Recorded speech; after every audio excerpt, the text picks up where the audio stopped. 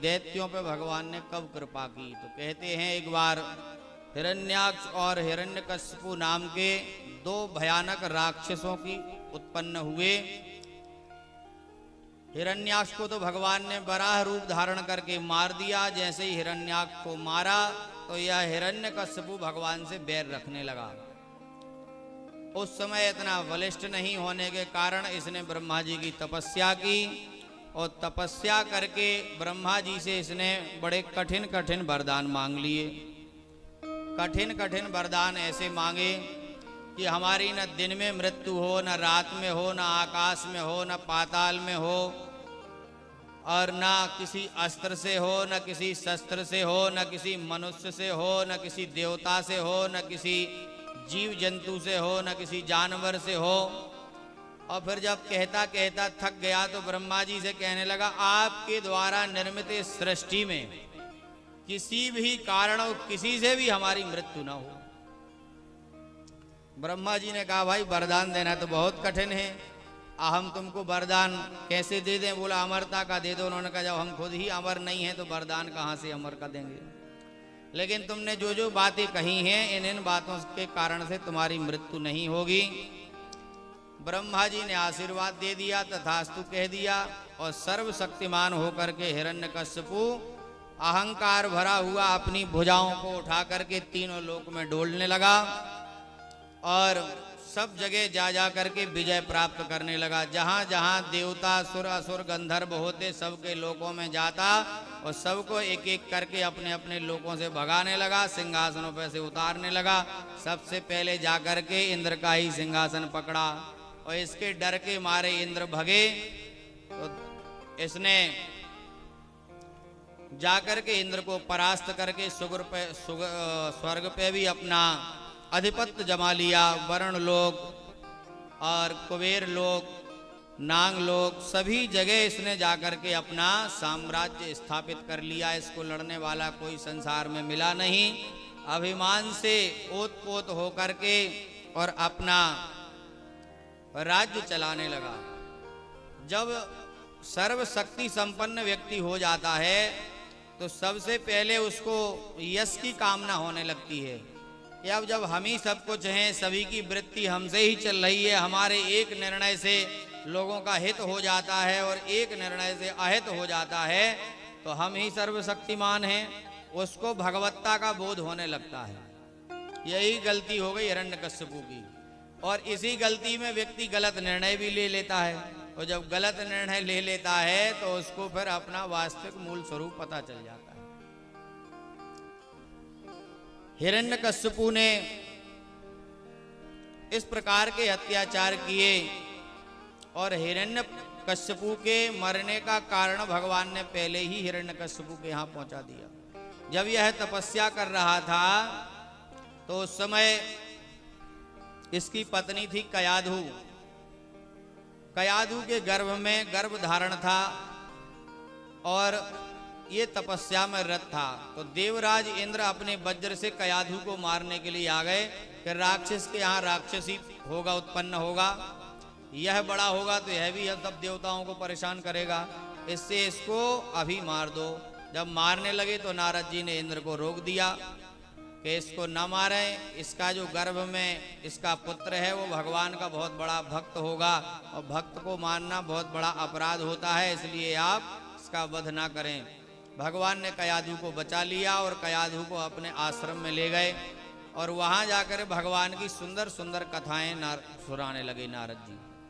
प्रहलाद जी ऐसे भक्त हैं कि जिनको गर्भ में ही सत्संग प्राप्त हो गया। एक गर्भ में शिक्षा अभिमन्यु को प्राप्त हुई, एक गर्भ में भक्ति प्रहलाद को प्राप्त हुई और एक परीक्षित जी हैं जो है कथा सुन रहे हैं, जिनको गर्भ में ही भगवान ने दर्शन दे दिए।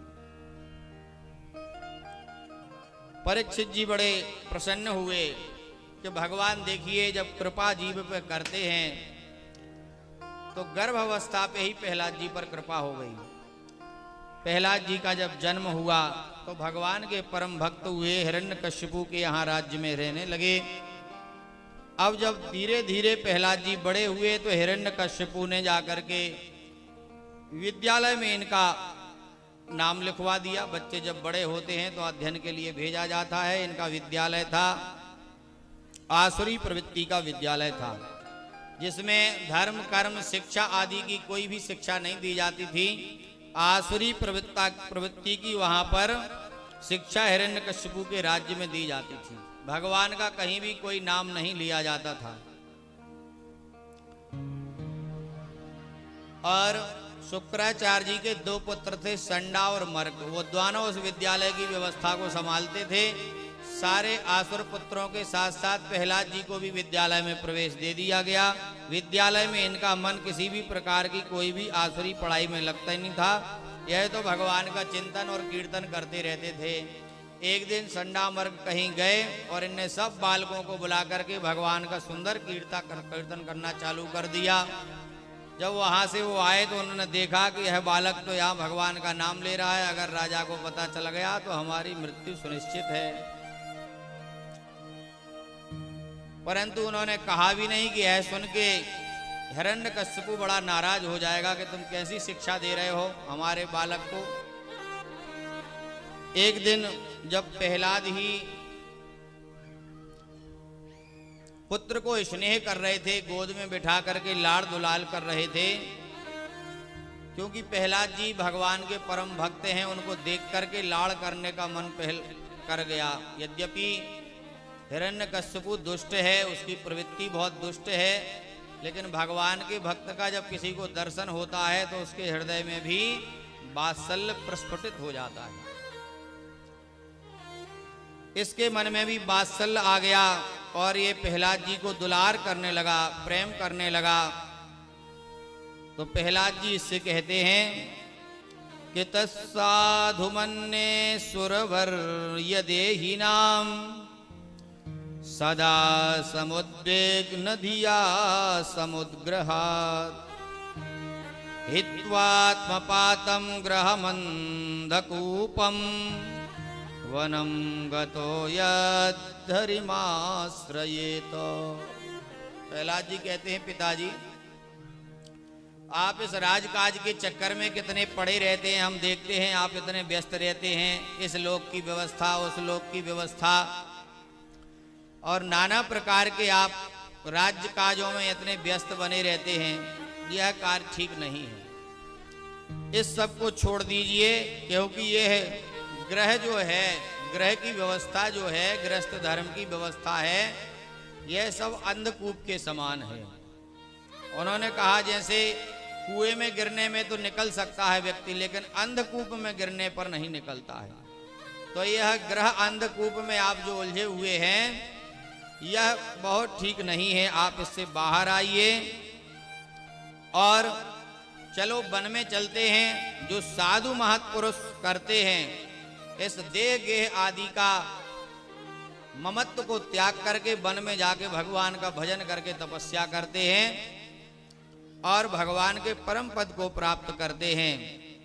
हिरण्यकश्यपु ने देखा कि बताओ, अभी तक हम सारी प्रजा को समझा रहे थे कि ईश्वर हम ही हैं, हम ही को भगवान मानो, ये हमारे घर में ही ये कैसा उत्पन्न हो गया है, हमको समझा रहा है कि भगवान का भजन करो।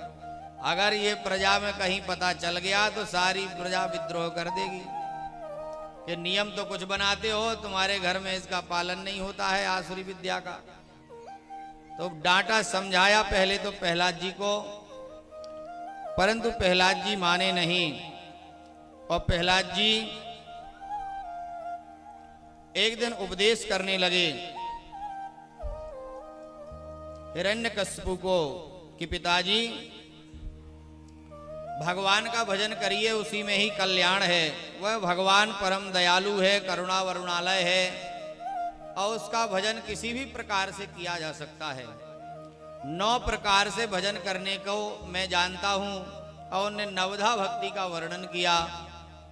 श्रवणम कीर्तनम विष्णु स्मरणम पाद सेवनम अर्चनम वंदनम दास्यम सांख्यमात्म निवेदनम। उन्होंने कहा भक्ति का प्रथम गुण है श्रवण। जो भी भक्त मन लगा के भगवान की कथा आदि का श्रवण करता है तो समझ लो प्रथम भक्ति उसको श्रवण के साथ ही प्राप्त हो जाती है। और दूसरा कीर्तन, फिर स्मरण, भगवान का कीर्तन, स्मरण, पाद सेवन, अर्चन, नाना प्रकार के विधि राजोपचार पंचोपचार आदि से भगवान का पूजन करना या भगवान के प्रति दास्य भाव बना लेना।